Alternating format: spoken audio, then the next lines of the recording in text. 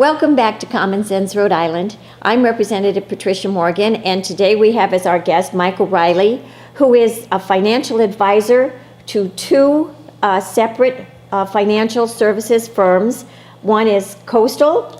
And the other is Beach Street. Beach Street, that's right. You probably know more than most of us, 99.9% of us, about the financial markets. And I know that you have been really diligent about looking at our municipal pension funds. I know a few years ago, not that long ago, a couple of years ago, the Auditor General put out a report that at least 12 of our municipalities' pensions were severely underfunded and in serious danger. One of those is Providence. Yeah. And you've been looking at Providence really hard. Yes, I've been looking at Providence very hard since 2013. And I discovered Providence's woes. I knew that it was bad, but I discovered a few other things that really lets Providence stand apart from every other city in the nation. And before you go into it, why is that important to state taxpayers? That's Providence, right?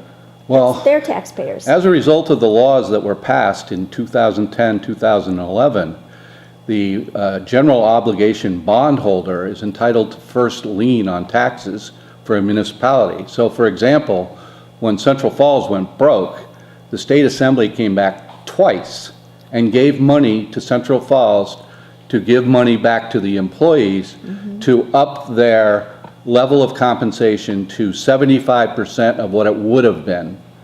And then they made it actually sound like, okay, this is a precedent, nobody should ever lose more than 75%, Yeah, go ahead. But in any case, that happened, and it happened, on the last day and that sort of thing. So that could set a precedent so that if Providence couldn't make its payments, then the state's taxpayers would be asked to make the payments to the retirees. Yeah, I think if Providence were to, right now, dissolve its pension fund, have a problem, and we had to try to settle it, that the true liabilities of the Providence pension plan are in the multiple billions.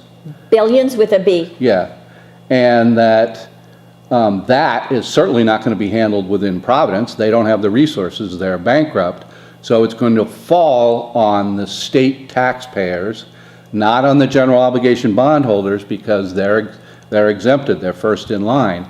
So it's going to go right to the state taxpayers. So you very much could have a situation where a Coventry firefighter or a South Kingstown volunteer firefighter will be paying state taxes to make up for the retirement of Providence firemen. Well, just regular taxpayers would be asked to pony up all of us, more money. We would all be asked, and that amount is a lot of money. I think it's billions is a lot. Yes, yes. Yeah, that's a lot of zeros. Yeah. So, okay. But that's the way the law stands right now. So how badly underfunded? We know their underfunded liability is in the billions. So they are in the teens for funding. So they've had to restate their funded ratio, which we talked about with the state, which is 56%. And the critical status is, again, 60%. Providence has been in the low 30s, according to their own numbers. And it was recently restated because they've been lying about their own numbers. They had taken money out of it. Yeah. To further. Well, and the Tavares reform wasn't really what it said it was, and so a lot of numbers have been changed. So the official funded ratio, according to their own numbers, is 27.4%, which really puts it's lower than anywhere, lower than Chicago. It's really low. So, and one of the things that I know is if you have a small amount of money, and say it's 27% funded, yeah, and you double it, you're still only 54% funded. Yeah. And doubling will take forever, especially if the market's not growing and you're taking money out all the time. Assume the liabilities don't grow, which is a bad assumption. And Yes, assume more that your, people will be the current retiring. amount of assets that you're managing, right now in Providence, that's 250 million, roughly. Sounds like a lot of money, We'll except, get to that in a second, because they claim a different number. 250 million, and let's say you make 100% in the market. Now you're at 500 million. So they go from 27% funded, roughly, to 50% funded, like, as you give the example. But that's not really what takes place. The liabilities continue to grow no matter what the market does. so more money is coming out. Right. We currently, right now, the way we're paying out of Providence, and I say we because I actually own a piece of property in Providence, but the way the city of Providence is paying out, they're paying out $108 million a year out of their pension fund for benefits, and the workers contribute 10 million. Oh, my gosh. Yeah. Okay, that's sobering. Yes. That's sobering. I didn't realize the Yeah. difference was so large. 108 Yeah. million is coming out and only 10 million is going in. Right. So to employees, So you can't sustain 108 that. million is going to retirees and benefits, and 10 million is coming in from the new workers. The new workers. Now, the other contributee is the city, and there's two parts of its contribution. The normal contribution, which let's just say is also 10 million like the employees are. But it's Okay. actually a little more than that. And then the rest is what we talked about before, is that ARC, making up for what we didn't put into the pension plan, already paid for services. These people have already done their job, they're retired, retired. you know, the whole thing, but we never put enough money into the pension plan in assets to make So enough to that- pay for it. So it's just going down every year. It's just losing. It just hit a new low, 250 million. And the reason I'm saying that is that's the Providence pension assets as stated by their investment commission, which is headed by Merrill Orza. So he knows. He knows. And 252 million, that's what the advisor is managing. But yet Alorza. say there's more there. On June 30th of last year, and he will again on June 30th of this year, he'll tell you that there's 320 to 350 million in assets, and it's a lie. Okay. Let me ask you, do you know how many retirees there are? No, I'm gonna guess in the 2,000 range. About 2,000? Yeah, but I don't know. That's publicly available. You can get it also Yeah. in that report, the Okay. CAFR, yeah.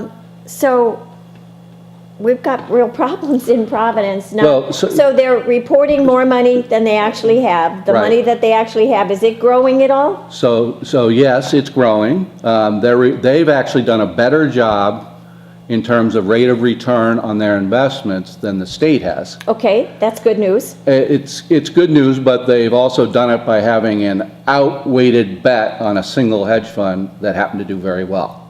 So risk. So they took risk. They took risk Yeah. to do it. But they did, and they it got a worked- better, worked and it out for worked, them. and it got a better return.